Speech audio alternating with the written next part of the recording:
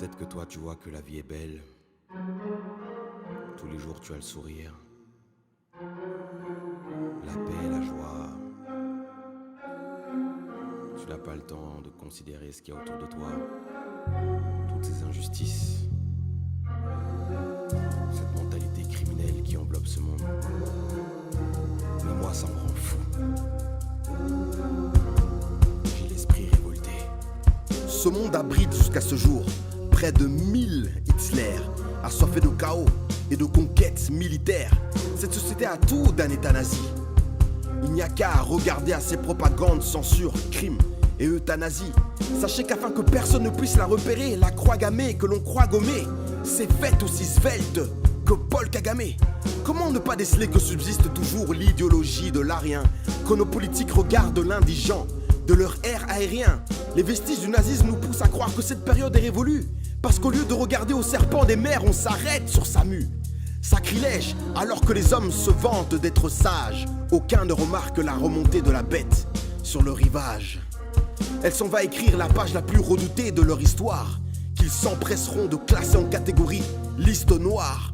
Que Dieu ait pitié de nous, de nos âmes, et nous arrache des mains de l'ineffable fureur de ce quatrième Reich. Aide-moi à résister comme un soldat, quels que soient les combats, dans ce quatrième Reich. Je veux rester au plus près de toi et que tu sois fier de moi dans ce quatrième Reich. Les camps de concentration n'étaient que miroirs revêtant la société actuelle. Univers moribond, la fièvre du travail s'investit d'une aura existentielle. Mais bien sûr, tout ceci n'aurait pu se faire si l'on avait préalablement élevé au plus haut rang du déterminisme social, l'hédonisme de l'argent, l'art d'avilir les gens. C'est la triste réalité du monde dans lequel on vit. Et puis pour assujettir un peuple, il faut bien une stratégie. D'ailleurs, parlons télévision, elle dont l'ennemi se sert pour passer de l'état de spectre à acteur, afin de rallier à sa cause nombre de spectateurs. Ces publicités sont de véritables mantras, incantations à la consommation répétée jusqu'à ce que nos désirs y mettent foi. Et ces journalistes pourtant censés penser les plaies des ignorances sociales sont devenus les véritables faux prophètes de ce nouvel ordre mondial. Faux prophètes. Aujourd'hui, l'abrutissement a atteint un niveau si élevé qu'un homme hier considéré comme petit d'esprit est regardé comme un grand érudit. C'est dire à quel point nous sommes tombés bien bas. Mais bon, c'est normal après tout. Dans le royaume des aveugles, les borgnes sont rois. Le pouvoir de propagande de Goebbels est entre les mains d'une nouvelle faction. Alors frère, il est temps de faire très attention et de crier à Dieu avant qu'il ne lâche ses foudres sur cet effroyable quatrième Reich. Hitler a voulu instaurer un climat de terreur par, nous dit-on, la virulence de l'extrême droite. Mais le système qu'il a financé tente de le faire par la prétendue douceur de la gauche. Technique très à droite.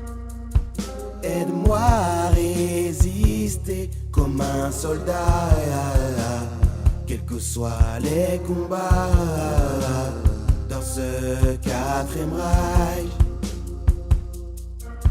Je veux rester au plus près de toi pour que tu sois fier de moi dans ce quatrième Reich. Si l'argent est le nerf de la guerre, pourquoi n'analysons-nous pas l'histoire sous le prisme économique dans nos programmes scolaires? On s'en rendrait vite compte en regardant l'émergence au pouvoir du nazisme et d'Hitler que nos sauveurs d'aujourd'hui sont en réalité nos bourreaux d'hier. Cela permettrait d'exposer ces gens qui ont l'art de planter des couteaux dans le dos et qui, pour l'amour du dollar, sont prêts à financer la mort et son échafaud. Quel culot, ils se sont érigés comme gendarmes du monde sans aucune gêne, alors qu'ils sont les seuls à avoir osé balancer sur une population 2 bombes à hydrogène. Ils ressemblent à s'y méprendre au troisième Reich qui portait les germes du mal. Leurs symboles sont d'ailleurs le même, l'aigle de la Rome impériale. Dieu s'apprête à juger la nation états-unienne. Prions pour la population avant que sa colère ne soit diluvienne. Leurs dirigeants impies n'ont pas pris pour sujet sensible que de jurer fidélité à Dieu en posant la main sur la Bible. La terre est remplie de leur abomination. Ils deviendront demain la risée des nations. Yahweh a parlé, sa parole ne retournera point à lui sans effet. Les hommes n'auront que leurs larmes pour arrêter la plaie. Jusqu'à quand allons-nous tenir Bien que tu aies fait de nous des martyrs, je ne peux plus me retenir. Quand vas-tu revenir? Viens faire de ce monde un lieu merveilleux. Ici-bas il fait trop dangereux. Ils ont délaissé la veuve et l'orphelin afin de suivre Satan et ses desseins. Tes enfants ont besoin d'un nouveau bol d'air.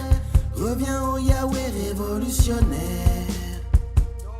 Jésus, Jésus de Nazareth, Yahweh révolutionnaire, Yahweh révolutionnaire. Jésus, Jésus de Nazareth, Yahweh révolutionnaire, Yahweh révolutionnaire. C'est le Dieu de tous les révolutionnaires. Jésus, Jésus de Nazareth, Yahweh révolutionnaire, Yahweh révolutionnaire. Jésus, Jésus de Nazareth, Yahweh révolutionnaire, Yahweh révolutionnaire. Les chrétiens aujourd'hui sont là. Non mais c'est écrit, il était écrit, c'est tout à fait normal, les guerres doivent arriver. Vous trouvez normal ça? Des gens se font abattre pour rien. Qu'on mette ces dirigeants dans un même ring et qu'ils se battent entre eux, qu'ils nous laissent tranquilles. La raison pour laquelle je parle du Yahweh révolutionnaire, c'est parce que frère, mon cœur est blessé à cause de l'injustice de ce monde. Voilà pourquoi est-ce que la révélation du Yahweh révolutionnaire m'est salutaire. C'est la raison pour laquelle je parle de Yahweh révolutionnaire, frère. C'est pas pour faire genre, c'est pas pour faire beau, frère. C'est véritablement parce que j'ai une telle colère face à l'injustice, face à ces deux poids, deux mesures devant les morts. Le Jésus-Christ de Nazareth, le Yahweh révolutionnaire, est celui qui va ramener de l'équilibre sur cette terre. On a besoin d'une véritable révolution, frère.